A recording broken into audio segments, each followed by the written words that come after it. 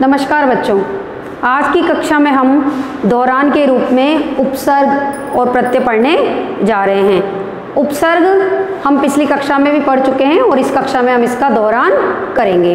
तो उपसर्ग हम किसे कहते हैं? शब्द के आदि में मतलब प्रारंभ में, शब्द के आदि में जुड़कर शब्दों में विशेषता लाने वाले शब्दांश उपसर्ग कहलाते हैं। यानी किसी शब्द के पहले लगकर शब्दांश में कुछ विशेषता उत्पन्न करते हैं, ऐसे शब्दांश को हम उपसर्ग कहते हैं। और इसमें संस्कृत के भी काफ़ी सारे उपसर्ग होते हैं और हिंदी और उर्दू के भी उपसर्ग इसमें शामिल होते हैं। आपकी जो ग्रामर की बुक है उसमें काफ़ी सारे स्पर्श के पाठों के उपसर्ग भी इसमें दिए गए हैं। तो दौरान के रूप में एक बार हम दोबारा से देखते हैं कि संस्कृत के और हिंदी के कौन कौन से उपसर्ग हैं, उनसे नए शब्दों का निर्माण हम किस तरह से करेंगे।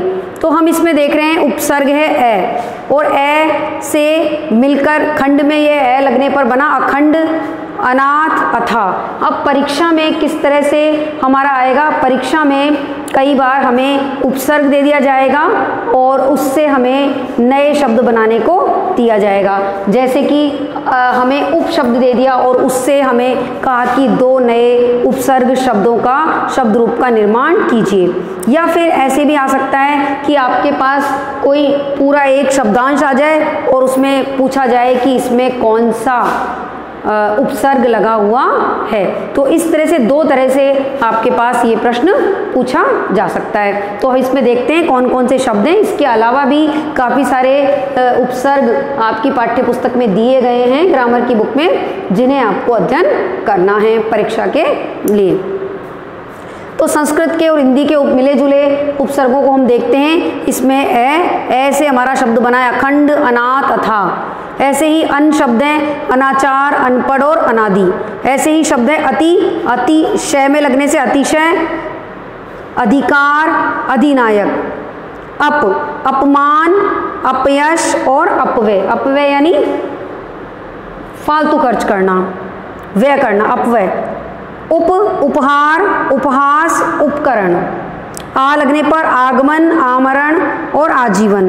और कु में कुरूप, कुकर्म और कुचल। ये हमारे संस्कृत के उपसर्ग हैं जिनसे हमने ये शब्द रूप बनाए हैं।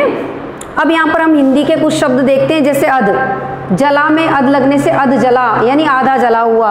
अध पका, आधा पका हुआ। ऊ माने उजड़ा, उनीदा। उनीदा मतलब नींद से भरा हुआ। जो नींद से भरा होता है यानी जिसे नींद आ रही होती है उसे हम उनीदा कह सकते हैं। तो यहाँ पर ऊ उपसर्ग से बनने वाले ये शब्द हैं। ऐसे ही हम देखेंगे कु से बनने वाला है कुपात्र और कुख्यात। दू से दुबला, दुर्जन, दुर्गम।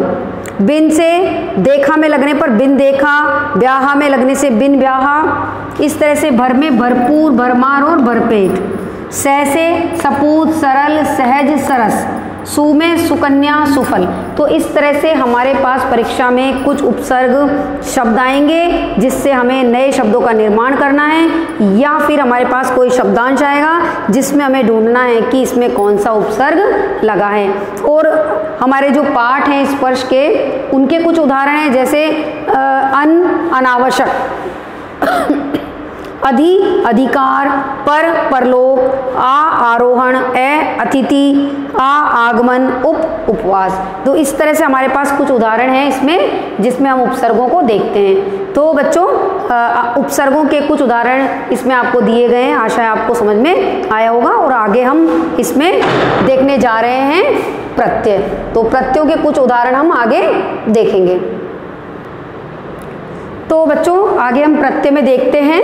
प्रत्यय वे शब्द हैं शब्दों के अंत में जुड़कर।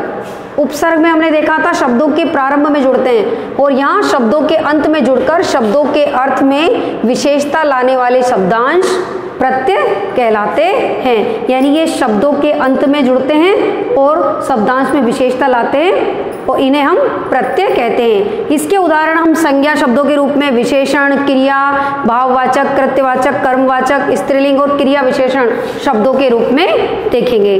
तो इसमें हम क्रमवाई सबसे पहले हम देखते हैं क्रमवाई संज्ञा बनाने वाले प्रत्यय। जैसे आई शब्द है और इसमें अंत में लगा है चढ़ में आई, चढ़ाई, तो यहाँ अंत में लगने से ये नया शब्द बना है चढ़ाई, तो ये संज्ञा शब्द है, चढ़ाई, पढ़ाई। आहट में घबराने में लगा है आहट, घबराहट। कड़वे में कड़वाहट, आवट में मिलावट, लिखावट। इसी तरह से विशेषण वाले प्रत्यय हैं, आ लगने पर भट में का, आ लगने पर भटका, दुलारा, भूखा। आऊ में कम में कमाऊ, टिकाऊ, बिकाऊ, चलाऊ भी हो सकता है। हिक में यहाँ विशेषता है नागरिक, धार्मिक, नैतिक। फिर इया, घटिया और बढ़िया।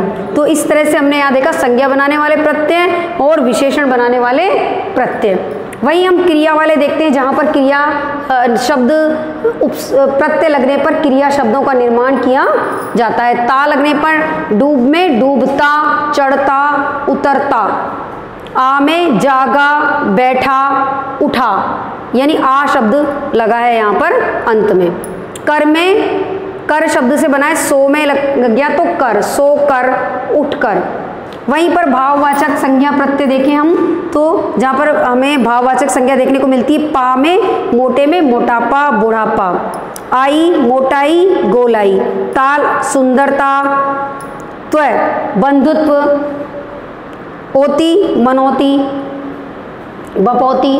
तो ये शब्द हमारे संज्ञावाचक प्रत्यय हैं। वहीं हम देखें कृतवाचक प्रत्यय, जहाँ पर किसी कृत को होना दिखा रहा है, किसी कार्य को करने वाला, जैसे आर कुम्हार, इया रसोइया, कुम्हार घड़े बनाने वाला, इया रसोइया खाना बनाने वाला।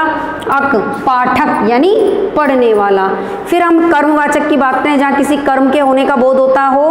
वा लगने पर पांचवा, सातवां, आठवां। सरा दूसरा, तीसरा। और हरा लगने पर इकहरा और दोहरा।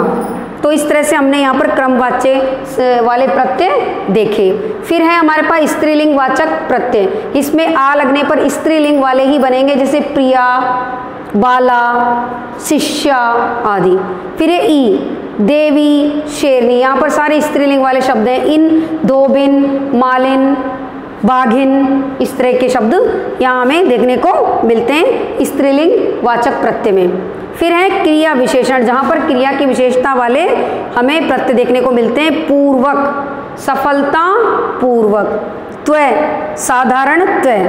श वाक्यांश, अक्षरस यानी अक्षर, अक्षर के लिए हम शब्द लिखते हैं अक्षरस। वाक्यांश यानी इस वाक्य में। तो बच्चों आज के इस दोहरान के रूप में आपने उपसर्ग और प्रत्यय का दोहरान किया और इसमें काफ़ी सारे उदाहरण हमने देखे। हमने उपसर्ग में उदाहरण देखे थे जिसमें संस्कृत और हिंदी के उपसर्गों के बारे में हमने जाना, साथ ही इसमें उर्दू के भी काफ़ी सारे उपसर्ग होते हैं जिन्हें आप अपने ग्रामर की बुक से पढ़ेंगे। वहीं हमने प्रत्यय देखे जिसमें हमने संज्ञा से बनाने वाले प्रत्यय, विशेषण वाले, क्रिया, भाववाचक, कृत्य और कर्मवाचक, इसके साथ ही स्त्रीलिंगवाचक हमने प्रत्यय देखे और अंत में क्रिया विशेषण वाले हमने प्रत्ययों को देखा। तो इस तरह से हमने उपसर्ग और प्रत्ययों से नए शब्दों का निर्माण किया है। उपसर्ग शब्द के आदि में जुड़ते हैं यानी प्रारंभ में जुड़कर बनने वाले शब्दांश होते हैं और प्रत्यय शब्द के अंत में जुड़कर विशेषता उत्पन्न करने वाले नए शब्दांशों को कहा जाता है। तो बच्चों आशा है आपको उपसर्ग और प्रत्यय का ये दौरान समझ में आया होगा। आज के लिए इतना ही, धन्यवाद।